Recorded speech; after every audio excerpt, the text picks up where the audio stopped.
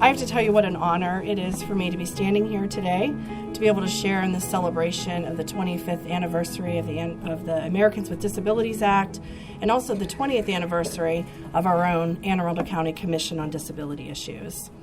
On behalf of the Commission on Disability Issues and the citizens of Anne Arundel County with disabilities, I thank all of you for taking your time to be here with us today. I want to especially acknowledge some people, some dignitaries and department heads who are sharing in today's event with us. Of course, County Executive Steve Shue is here. Thank you so much for being here. Janet Owens, Mr. Ed Middlebrook, and Carol Beatty from the Maryland Department of Disabilities. So thank you all for being here. In addition, we have Greg Africa from the Department of Public Works. We have Chief Altamere from the Police Department. We have Daniel Rodriguez from the Police Department, so thank you so much for being here. And Bill Bryant from the Inspections and Permits Department. Hopefully I didn't miss anybody. But thank you again for being here. At this time, it's my privilege to introduce Ms. Carol Beatty, who's here from she's the Secretary of the Maryland Department of Disabilities. Carol?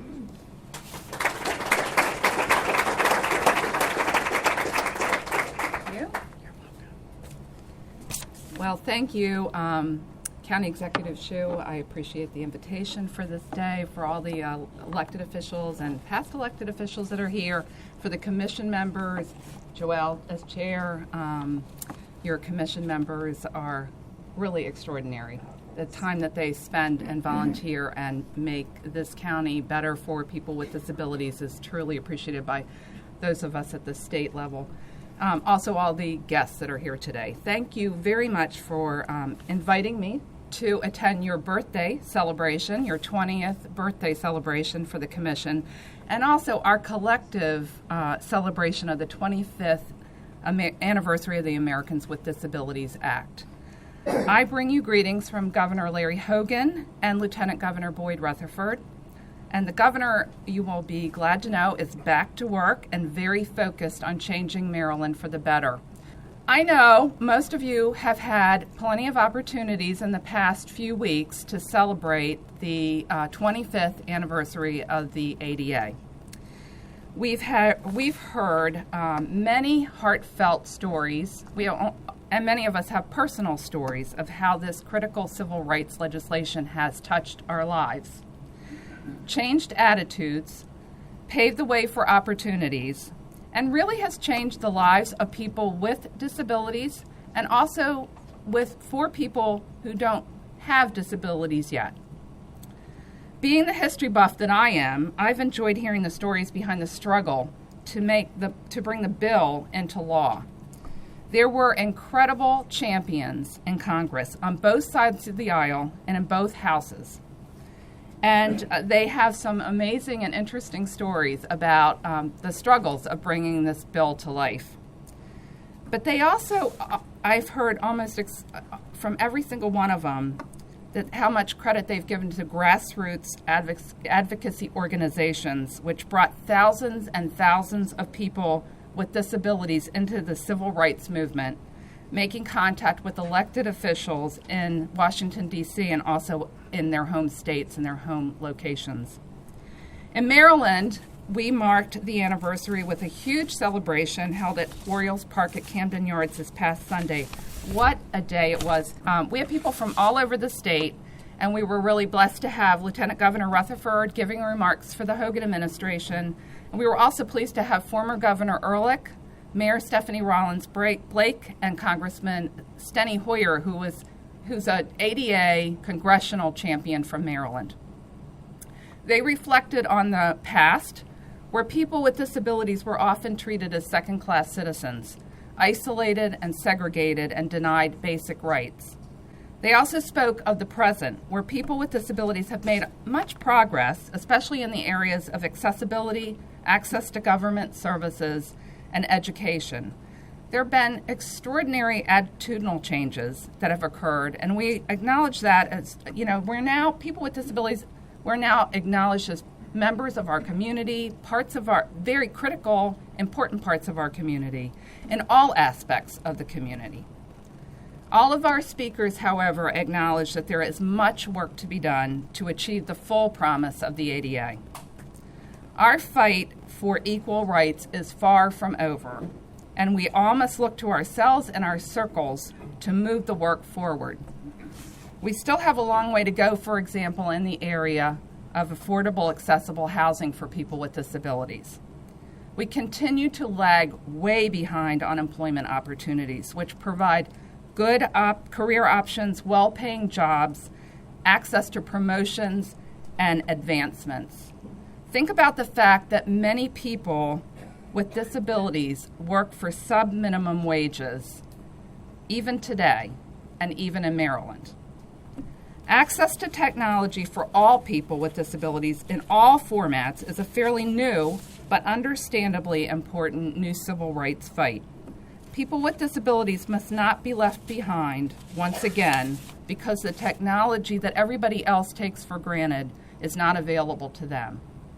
So thank you once again for inviting me to come and share in your celebration, both of your 20th anniversary and of the 25th anniversary of the ADA.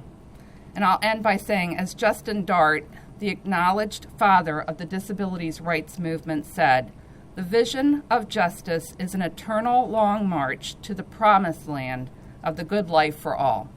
Thank you.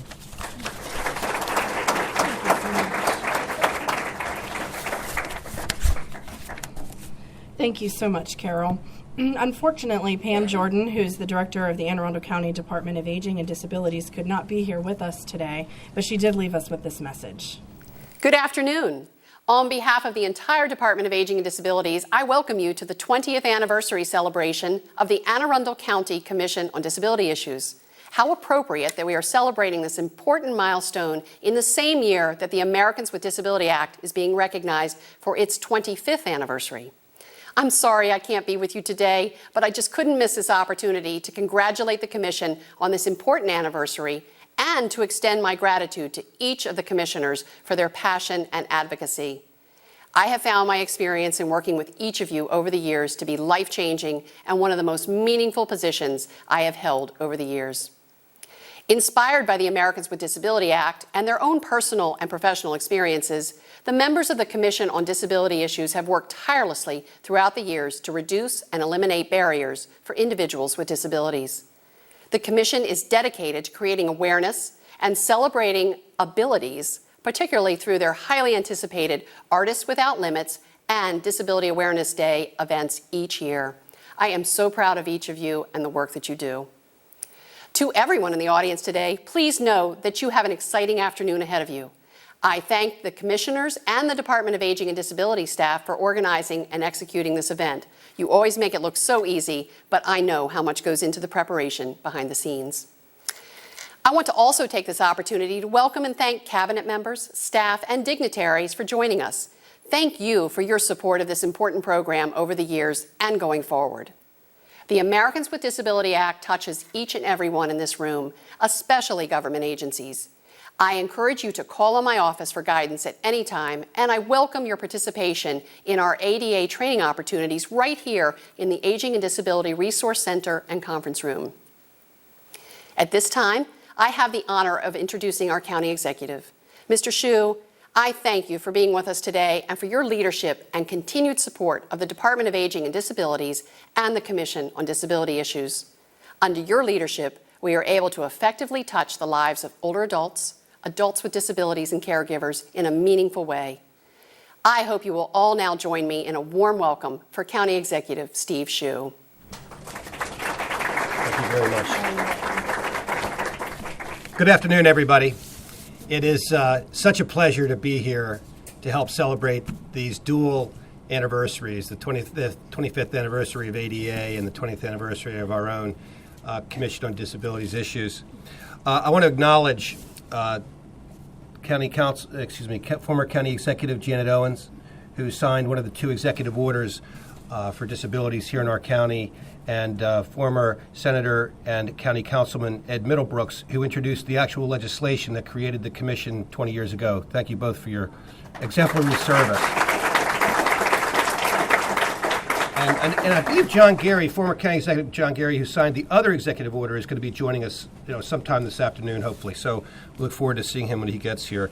I also want to acknowledge the commissioners, all commissioners, past and present, that have served on this commission. We really appreciate the great work you've done, and I especially want to thank those who are retiring after their terms of service and those who served for long periods of time. And lastly, I want to acknowledge our own Department of Aging and Disabilities. They work really hard. They work really hard at what they do to make Anne Arundel County a better place for those who face the challenges of physical disabilities and disabilities of all sorts. And I think they deserve a little round of applause while we're all here. Thank you. Both the Americans with Disabilities Act and our commission were huge steps forward in empowering those with disabilities to live full lives. The ADA, I remember when it happened. I was in my mid-20s, and George H.W. Bush was president, of course. And at the time, it was rather controversial. A lot of people don't remember that. It was not an easy sled, because there were a lot of people who said, "Oh my gosh, it's going to add so much to construction costs. It's going to do this. It's going to do that." And at the end of the day, one of the most expansive pieces of legislation ever enacted in this country came into existence with bipartisan support, as the chair mentioned, and it's changed everything. I mean, when I was in my 20s and teens, I remember people with disabilities arriving at places, churches, restaurants, whatever, and kindly volunteers having to, lift them up and get them over curbs. Help them into seats that were inaccessible. All kinds of guard the bathroom door, because there was no way to really deal with the bathrooms in those days before those accommodations were made. It was terrible, but we all took it for granted. And now today, 25 years later, we take the exact opposite for granted. All those curb cuts, the ramps, the accessible bathrooms, no employment discrimination, at least under law.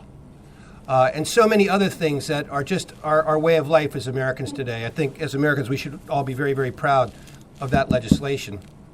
And here in Anne Arundel County, we try to do our part under the Owens and Gary administrations by creating the Commission on Disabilities Issues.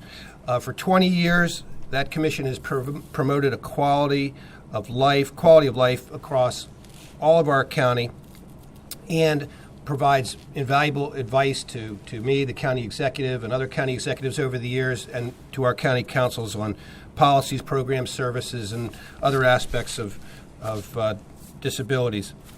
Since the passing of the Act and the formation of the Commission, local agencies have worked together to reduce and eliminate barriers for individuals with disabilities, including communication, accessibility, curb cuts, parking requirements, everything you can think of. And the result is that today we have a whole new world for those with disabilities. These two achievements have indeed improved the quality of life for some of the citizens in our county that have the greatest challenges, and mark some of the most amazing milestones in civil rights history in our country. So to celebrate these occasions, I have 5 citations. They are all substantively the same in terms of their narrative content, so I'm going to just read one and then the names of all 5. So let me go ahead and read those out.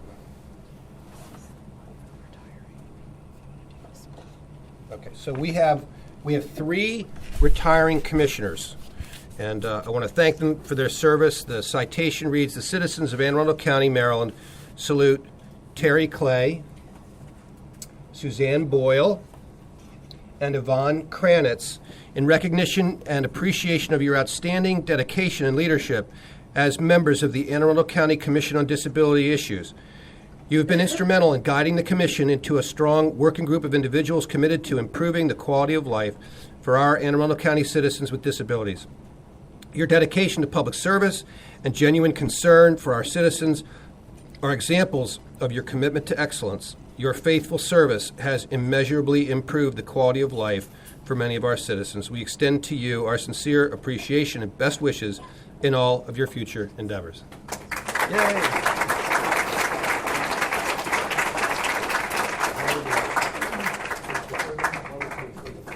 Okay, the next citation is to the longest-serving member of the commission.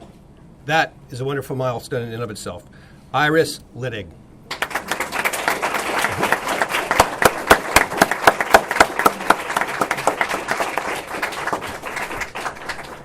My name is Iris Littig. I am the oldest continuing member of the commission, and actually prior to this I was a member of the commission in Montgomery County for 10.5 years. And when I moved here, I was sort of determined that we would try and get a commission here. Ann Gibson, who was the disability coordinator for Anne Arundel County at that point, that was in 1990 and 91, and I started the Action Group for Disability Issues. And it was under the Council of Community Service Agencies at that time. That group continued until we did manage to get a commission. The group was very active in transportation issues, a brain injury conference, and the first Disability Awareness Day. In 1994, we had the candidates forum, and we asked the county exec candidates if they would start a commission in front of about 60 people, and both of them said they would, both of the candidates. Then when one candidate got elected, Mr. Gary, and we sent him a nice congratulatory letter thanking him for agreeing to start a commission. And so there was really not much choice. So that's how we got the commission. And it was in May of 1995. The commission has done an awful lot, I think, in its 20 years. We have had about 15 approximately 15 disability awareness days. And those disability awareness days, we give awards for people who have made their businesses accessible, and also for people who employ individuals with disabilities. We continue to have to work with police. Police involvement has been a very major thing for the commission. The commission has been very active in making awareness, and currently we also have our art show called Artists Without Limits, in addition to Disability Awareness Day, as annual events. It's amazing to me that the commission is 20 years old and continues to be very strong and involved with both the county, all the county agencies, and the city of Annapolis. It's one of the few things that crosses those lines.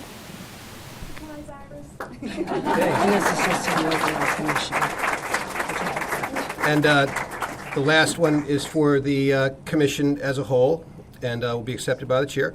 Executive citation, the citizens of Anne Arundel County, Maryland salute, Anne Arundel County Commission on Disabilities Issues. Thank all of you for your wonderful service. Thank you.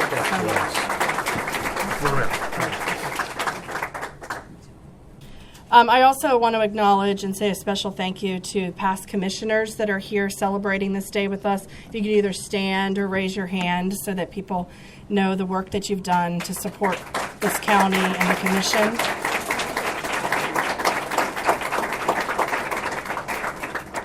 And then also, of course, our current members, the current Commission on Disability Issue members, if you could stand or acknowledge in some way.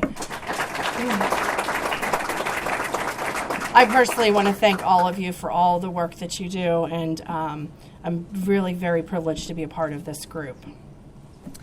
Janice Hayes Williams has, from the County Council, has some citations also.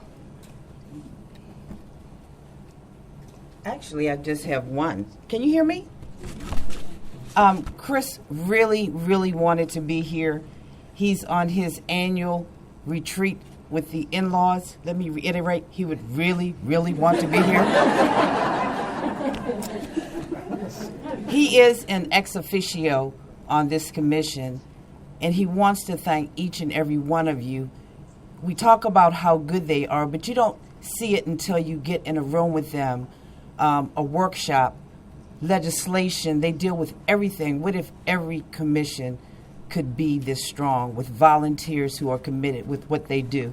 So I will read the citation, and it says, to the Anne Arundel Commission on Disability Issues, on the occasion of its 20th anniversary celebration, congratulations on the celebration of 20 years of exemplary service to this community.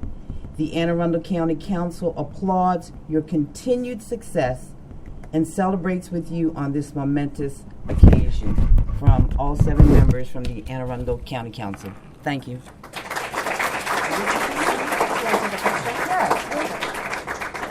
Where are you, Dave? Are you going to take our picture too? We don't work for the county executive's office, but. Thank you.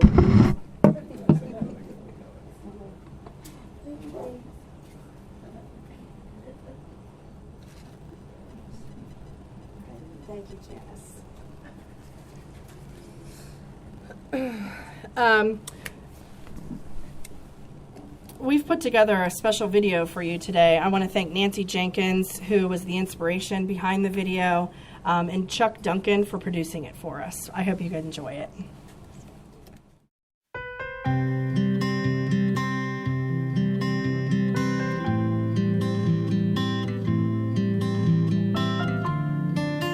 My name is Carol Beatty. I am the Secretary for the Maryland Department of Disabilities. I was appointed by Governor Hogan in February of 2015, and I've been on the job for the last few months. I was 6 months old and had polio. I was part of the last group of people that was affected by the polio virus before the vaccine became widespread. But that's been my disability. I've lived with it all my life, never known anything differently. The ADA was passed in 1990. I think maybe the one thing that it did affect was my choice of occupation. I've been advocating for disability rights even before the ADA passed, mostly on a local level as a lawyer in Annapolis. I was offered an opportunity that really delighted me at the time, a ticket to the signing of the ADA, and that was one of the biggest days of my life. I was really proud of that. With the hearing loss, the biggest problem is communication. And so, for me, when the ADA passed, the biggest change was the relay, telephone relay. If I wanted to make a phone call before the ADA passed and before there were relays, I generally had to ask someone to make it for me. And that was very frustrating, especially as a professional. The biggest change for me is more access, especially from the hearing loss point of view. Now I can go to many events and there will be interpreters there, or I can request an interpreter and I can follow it. With the mobility issues, I guess the biggest thing for that is, one, handicap parking, which has helped a lot. But I'm not able to walk very far, so that has helped a great deal. And also the ADA requirements on door openings, how heavy they can be, and having automatic door openings and that kind of thing. I became interested in the Americans with Disabilities Act. 12 years ago, I had a stroke which paralyzed my right side of my body. After a year of learning how to walk again, I went back to work and became very involved, of course, in anything related to the Americans with Disabilities Act. When the Americans with Disabilities Act, ADA, was approved, it was a requirement that we know everything in the book, how to design parking spaces, what the cross slope had to be around them, how to do the ramps for handicapped individuals, how they would need to be with handrails if you had a ramp that was over a certain descent. So I got very interested in them, and seeing as I was a civil engineer in land development in company, I became really the expert in our company for the type of things that were required. There are a couple of changes in things like the size of parking spaces and how they were requirements for van-accessible parking spaces as well as normal parking spaces for handicapped individuals. You had to be able to launch a ramp from your van, so you needed an 8-foot wide area for a van-accessible parking space.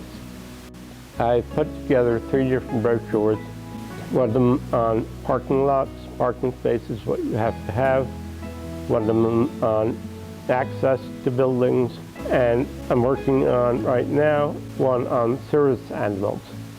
Dogs are the only animals, except for miniature ponies, that are accepted as service animals. Service animals have to have special training to be able to help out their master. I have been partnered with a service dog since 2005. I received my service dog from Fidos for Freedom here in Laurel, Maryland, and they do serve Anne Arundel County. Service dogs help people with disabilities that are balance-related tasks. Of course, guide dogs for those with vision loss, hearing assistance dogs for those with hearing loss. There are seizure alert dogs, diabetic alert dogs, dogs that can even be partnered with children that have autism or Asperger's syndrome. So all of these things are dogs that are now more frequently in the public. So not only do people who own establishments and have public come into their place of shopping or whatever, other people in the public are now, I think, more educated about it. I run into people all the time in public where children are like, "Mom, look at the service dog." And the mother says, "Yes, they're dressed for work, so you can't pet them." So it seems like everybody knows these things now. What the ADA has provided on behalf of those of us with disabilities and establishments of what is allowed, and that is this a service dog? If it is, what does the service dog do for you specifically? And there should be some kind of skilled task involved that the dog does to help the person with their disability. One of the things I have loved that the ADA has changed over the last decade for people with service animals is that there are some quick links online at ada.gov. One is the business brief that most people that I know with service dogs carry with them. And this is just something very quickly that's got the law pertaining to service dogs that you can hand to someone if you are having access issues or if there's a misunderstanding about your service dog. There's also a more detailed 3-page pamphlet that you can download in order to give to people. So there's a lot to celebrate as far as what the ADA has done to allow those of us with service dogs to live our lives in an independent way because of our service dog. I think nowadays the impact of the ADA, especially for people that were born later and learned to live with their disability and learned to have dreams about what was possible for them, their dreams were wide open because this was a law that, a civil rights law, it meant so much. It enabled people to dream about, living and working and doing things that maybe would have been prevented. So that's my hope for the young people today, is that they'll never know the restrictions that were placed on people with disabilities before the ADA.